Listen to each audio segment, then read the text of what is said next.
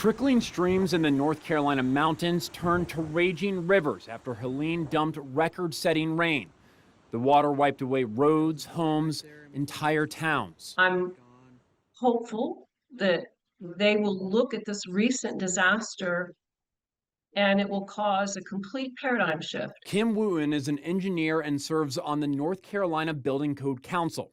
The destruction she sees in western North Carolina reminds her of the building safety codes that state lawmakers and the North Carolina Home Builders Association lobbying group have prevented from passing. There have been a number of bills proposed over the years to address steep slope construction. All three of those were defeated.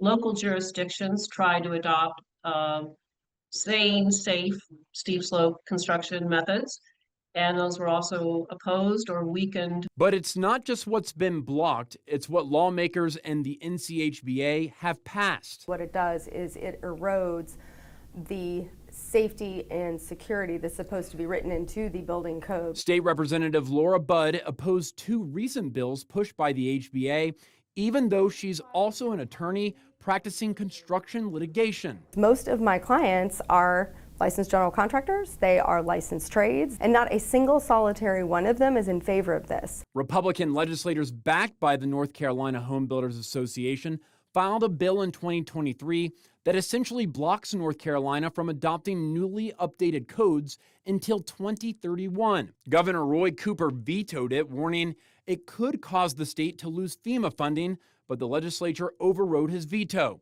The governor's office estimates North Carolina communities have already missed out on $70 million in FEMA funds this year because of the Home Builder Association-backed law. And those federal tax dollars are going to other states to make their states more resilient to floods. In 2017, the Trump administration revoked a flood program that required federally funded infrastructure like highways, public housing, and hospitals to be built with higher safety standards. In 2021, the North Carolina Fire Marshal's office opposed another HBA-backed code change. The deputy state fire marshal wrote that it would negatively impact insurance ratings statewide and could decrease participation in the National Flood Insurance Program. Does it feel like anything the Home Builder Association wants passed will ultimately pass? If you follow the money, you tend to find the answers to those questions. That's what we did by comparing the Home Builder Association-backed Senate Bill 166 with a list of the politicians whose campaigns have received the most money from the NCHBA and its education fund over the last 4 years. This list of Republican lawmakers was named to a committee to help get the bill passed.